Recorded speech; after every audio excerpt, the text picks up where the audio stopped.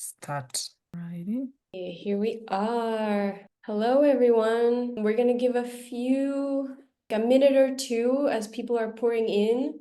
I see a lot of people who came yesterday, so thank you so much for coming for the 2 days. Shall we? Okay. We're preparing some things over here to kick off, but we're very excited to start day 2. We have a whole lineup, hot seat and panels, and our members pitching in the 4 Cs. So we're super excited. I hope that you guys have liked this new version of 2 days instead of the 12-hour marathon that we did last year. And let's see, I think we can do a little bit of a slow start. We just wanted everybody to be able to see the entire team that is in the back of the webinar the entire time, also doing different roles. And so now you guys, we can start transitioning into the panel that Ruth is going to help us present and moderate. So I'm going to hand to Ruth, and everybody else, we're going to be in the back. So if we all turn our cameras off and then just leave Ruth to it. Good morning, everyone. Can you hear me? Yes. Great. Andrew's with us. Jerry, are you with us? Maybe you want to switch on and Andrea's with us. Yay. With you. Jerry, Andrea, fantastic.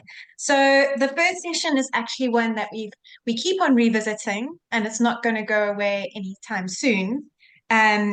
It's data, impact data, and the session we're talking about is measuring to manage.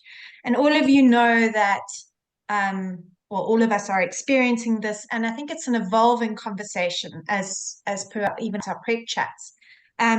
We all need to track and measure and then analyze our data, our information and data to drive efficiencies, drive best practice, and innovate within our own organizations and our own contexts. So a little bit about who we're chatting to today. We're chatting to Andrea, who heads up and has been driving the Singita sustainability practices for many years, but has also worked across the continent in diverse industries, not just tourism and in other tourism entities.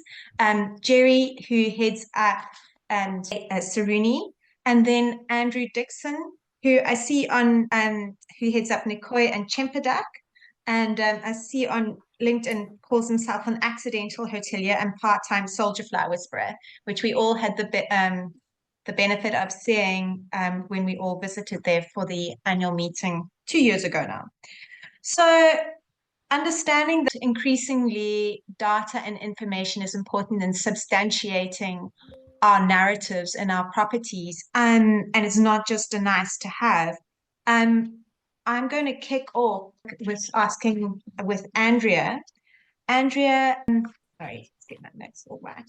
Andrea, with your extensive experience, maybe you want to kick off sharing with us what specific information in this practice of data collecting you have found most valuable in guiding your sustainability impact and best practices.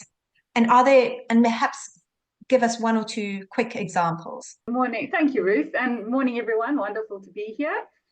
Rainy day here in Cape Town, but I'm looking forward to getting going, talking about this data question. So, Ruth, I mean, for me, we really do need the basic resources to be managed. Energy, water, waste, no brainer. There's lots of low-hanging fruit there that people can start working on once they know what's happening in that data.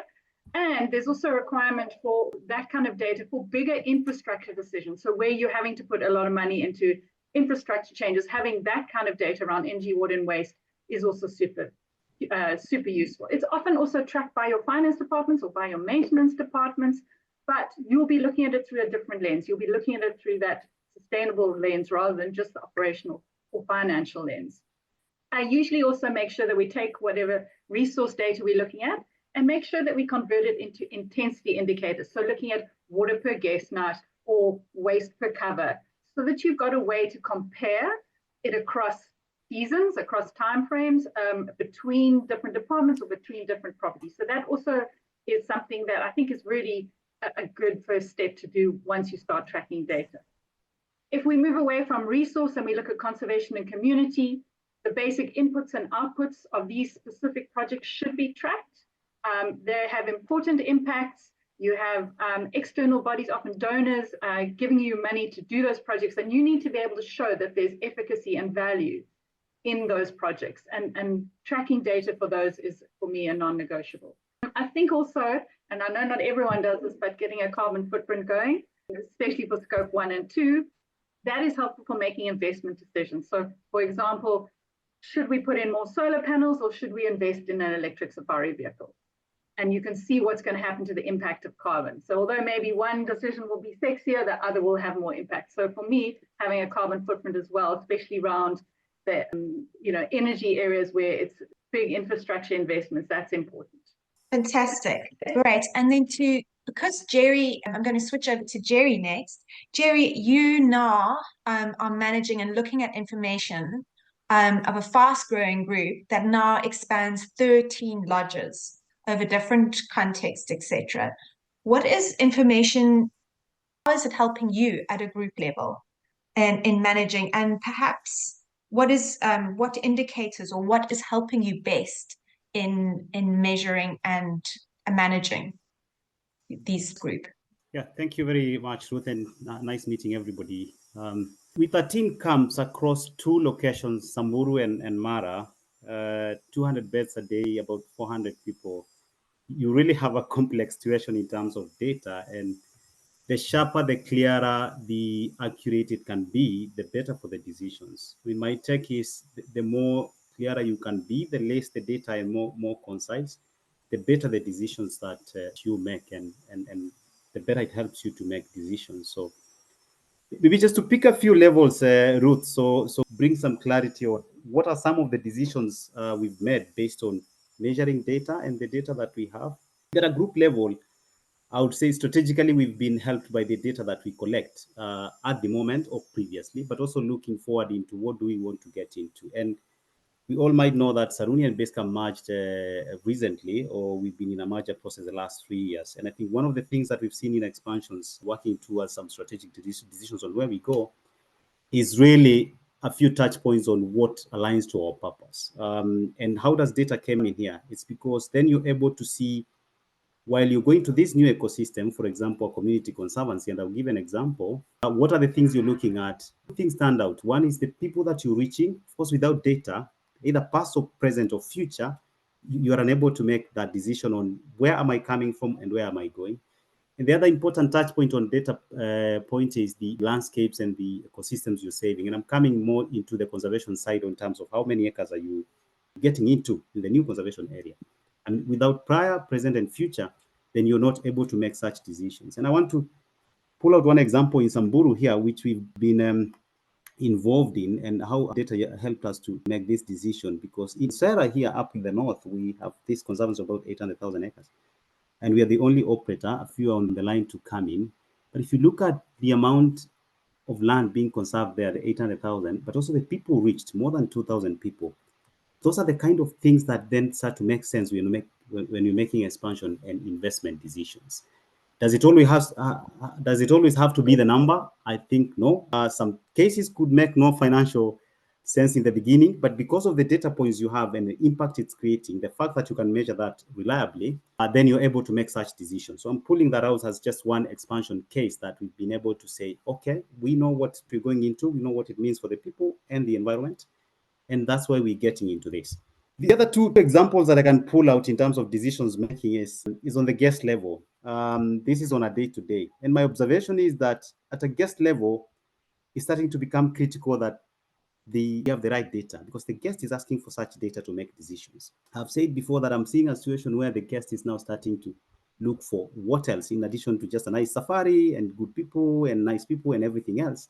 What else are you doing? For example, the money that I pay to go into conservation, are you able to track, prove to me that that money lands the right places, including into the community, but also into the landscapes?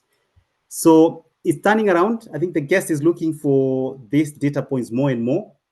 we are seeing situations where it's not there yet, where you can come out from the price and the discounts to make decisions, but it's starting to turn around and you're starting to see the guests saying, okay, I want to get more data points. I want to know how you're going to use all the collections. I want to know how do I meet and where do they come from and how are they impacted by the business model you have.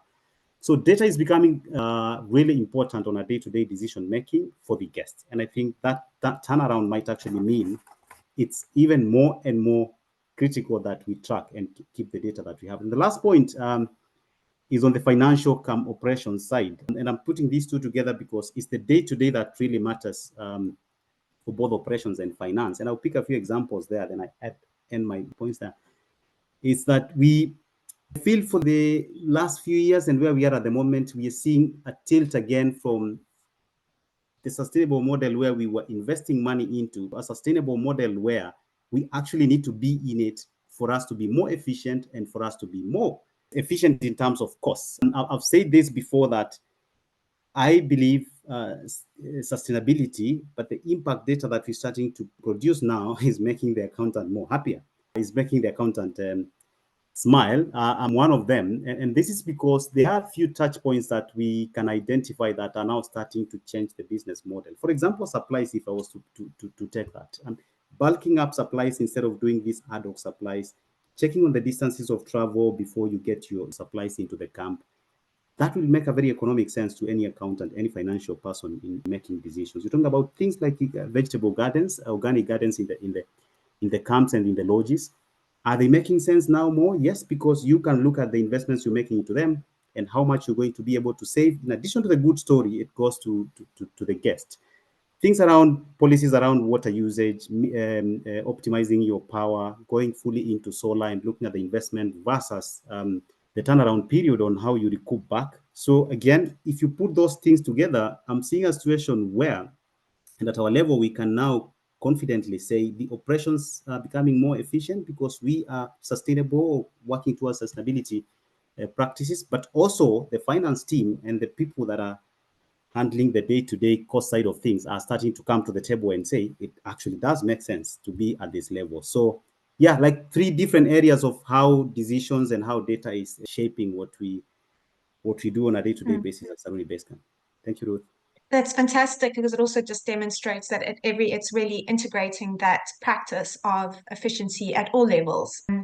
Over to Andrew now, and Andrew works in a very different context, in an island context. So, the information that you look to, Andrew, is in practice, data monitoring practices, possibly a little bit different. Perhaps you can share a bit about your experience in collecting information and also coming from a finance background, what you've practiced you find useful, and how you've, perhaps an example of how best you've used it in your context. Thanks, Ruth. Good evening to everyone. It's evening in Singapore, not morning, so just correct everyone on that. Andrea and Jerry make great points, and I'd reiterate everything that they've, in terms of the decisions that you can will be so much better if they're based on actual data. And I guess in an island context, it's not really that different to their properties in that they're often very remote as well, but there is something isolating about being on an island, and there isn't a hardware store around the corner. And so the more that you can be comfortable on how efficient your systems are running, if you're getting good data, it's going to help you identify where there are problems with equipment. And we found that very useful. And for instance, just at a basic level, I mean, you might have a water pipe that's leaking. If you only got one meter on your property to measure the whole water consumption, then it's going to be difficult for you to work out exactly where that leak is. Having lots of different meters around, not only giving you great data, but it's going to help you identify where those problems are. So I think in terms of efficiency, it can make a big difference. I guess I'm sure Andrea and Jerry have the same thing coming up in their own businesses, but that's something that I would highlight, because being in a remote location, you're always needing backups, or you're needing some redundancy in your systems. And so, but you don't want them to fail anyway. So if you can try and identify those weak links early on, it makes a huge difference. Yeah, that's probably the big thing that I would identify as different to what Andrew and we'll come back to that element of the information flashing stuff out shortly. Andrea, in your managing the collection of data, can you share some basic practices that are helpful to entities and properties and travel businesses in collecting data, correctly, setting it up correctly, probably from the outset, because I know that often helps immensely to develop baseline data to inform decision making? I think really the very first step is figuring out what you want to measure. You can waste a huge amount of time collecting data points that you're never going to look at or never going to do anything with. So I think it's important to have that thinking up front. What do you want to measure? First, for internal management purposes, or like Andrew said, identifying where there are problems, or Jerry said, looking for efficiencies. What do we want to measure internally for our own purposes, not showing off to the world or marketing to guests, but what do we need to look at, importantly, in-house, and that you can shift or make a difference or look for the low-hanging fruit. There's no point measuring something that you're never actually going to change. So that would be my first thing. So that's the first set of data I would try and figure out. Then the next step is to look at what do you need to report on externally? What do you need to tell your guests or your donors or your shareholders, or what are they asking for? And then make sure that you're also going to deliver to them on those important data points. So what are the material issues in the business that you need to report to them? Then you've got your list of data, which doesn't have a whole lot of useless stuff you don't need in it. That's important because it's time consuming and it really is a pain to have to go and collect data mostly. Then I would say to make sure that you are being consistent with how you collect that data. So that the units of measure are correct, that if you have multiple currencies, they're being converted into your group level currency. I also think that when you first start collecting data, if you're starting from scratch, you don't know what you're doing, have a 3-month run up to your first financial year of data. So work out all those snags in data collection and make sure everything's consistent, make sure your data collectors understand it, those kind of things. So you've got consistent quality data. And I do believe it needs to be measured monthly, mostly at a minimum quarterly. And that just fits in with your normal business cadence usually. And another key point I always think is try and collect that data as close as possible to the source. So that if the invoice is coming into finance and it's got the kilowatt hours of your electricity bill on it, get that person who gets that bill to capture that data. Just if you can shorten the chain between the arrival of the data and when it's captured, that's also better. And you get a better turnaround on the information as well. So yeah, those are just some points. Oh, and I did mention in my first chat about using intensity indicators. So looking at things over a denominator, over guest nights, over square meters, over units of revenue, over number of staff, just to be able to put a number in context, to be able to compare it rather than looking at it kind of as a once-off absolute number, which often doesn't make sense. So look at indicators and looking at comparisons. How have we moved on from last year or the same month last year? And I think you only gave me 3, and I think I gave you about 10. No, but I think those are great. And I think we're on, I was making notes, I think we're on about 5 great sort of basics to start from. And we will, yes, I think those are great sort of starting points. And we'll go into perhaps some information on how some tools shortly. Jerry, back to you. And you've kind of covered this. Any other tips and advice in this practice and in some of these basics on a group level that you've found useful? Yeah, thanks, Ruth. I think for us at a group level is really to understand that the basics are the same in terms of the data collection. So we see it from the added number, the goal, the values that connect to the purpose, those sit at the group level. So at any strategic point in time, we're developing plans for the future, we are able to identify those areas and those data points that we keep on tracking. And those sit at the group level. And most of them are just passed down onto the camps or the lodges. So you have a group goal, a group collected point of view, and then you split it down in terms of where you're located in the different 13 different locations. That's one way of looking at it. But really the basics are the same. And then there's another level of is it camp level, lodge level, or is it group level? And this, you bring in a few heavy lifts, I would call them, areas that you want to deliberately go into that specifically don't fit into any of the areas. And these are areas around expansion. For example, if we're going into a new conservation area, which sits way outside the current portfolio, which we are having some specific cases at the moment, is then at a group level, you intentionally have to focus on that. So that doesn't sit at any camp level, but then you leave the whole operation running with the various targets at the camp level, but then you go into this one, which are a group, until a point where you're able to put a business segment in that area, and then it all comes as part of one. But really from a group camp lodge level, it's the same all across.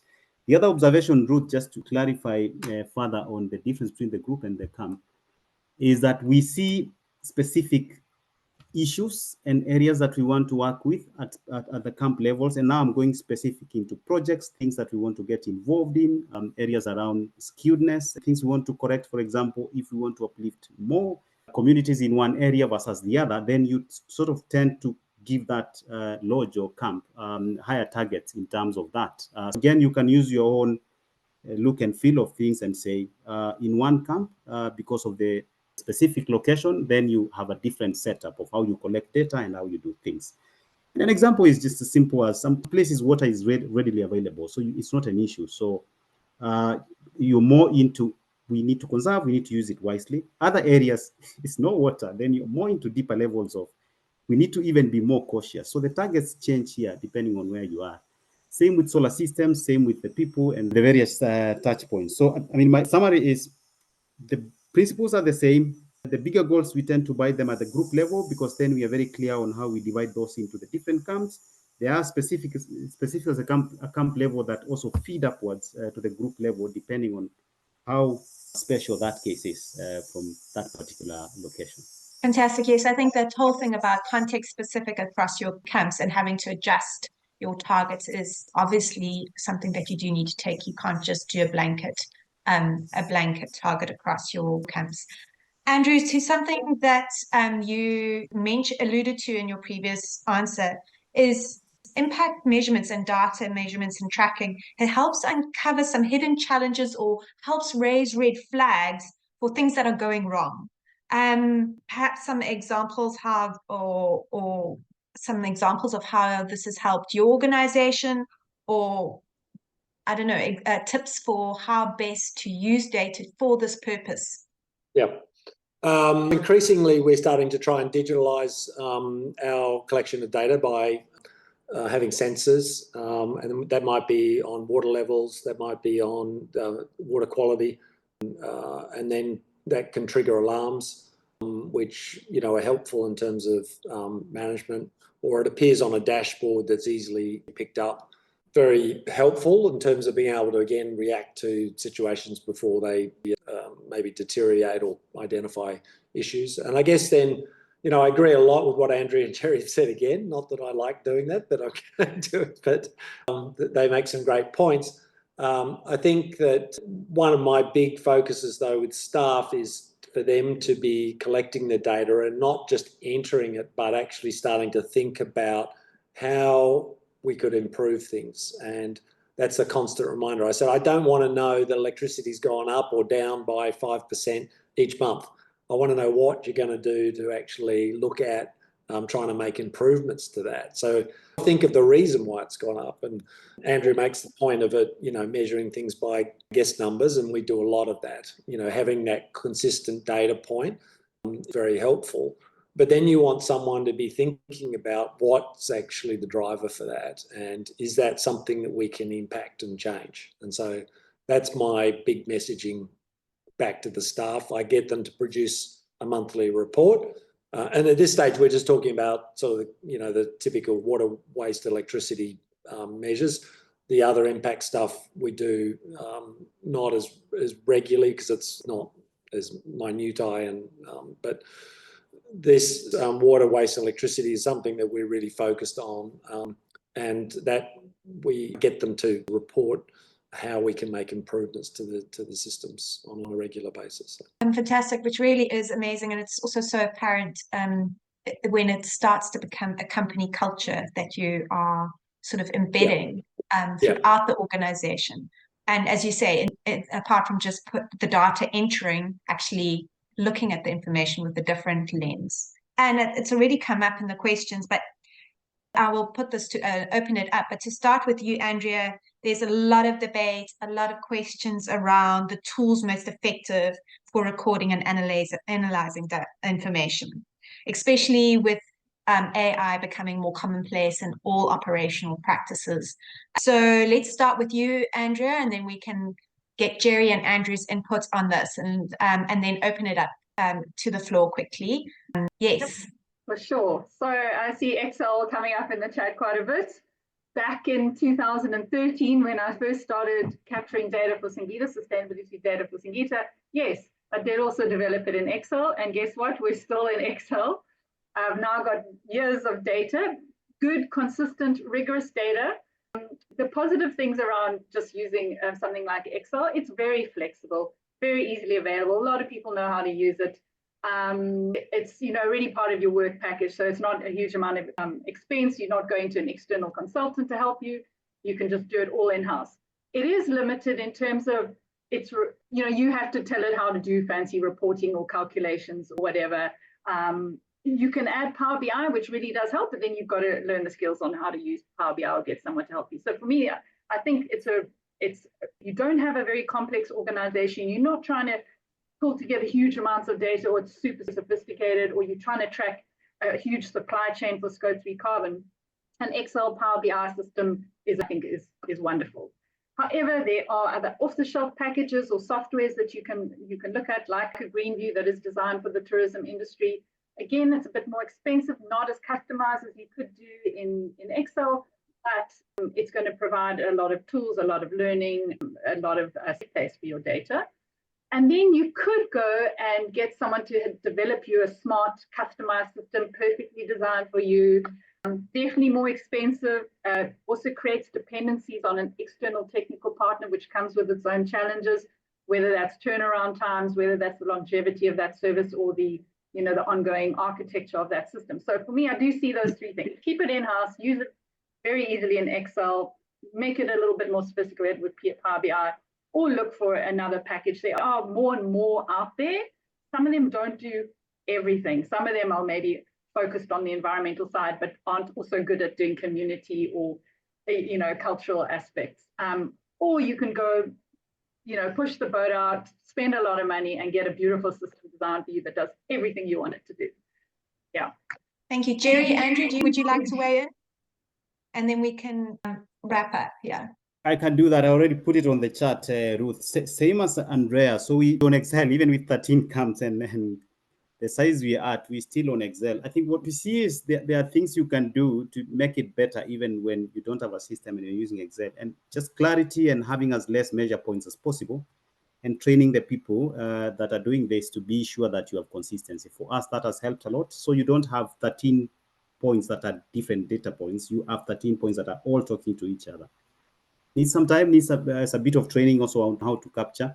But I would still say, and we've been out there trying a few options. I think we've done 2 before. They haven't really talked to the whole model very well.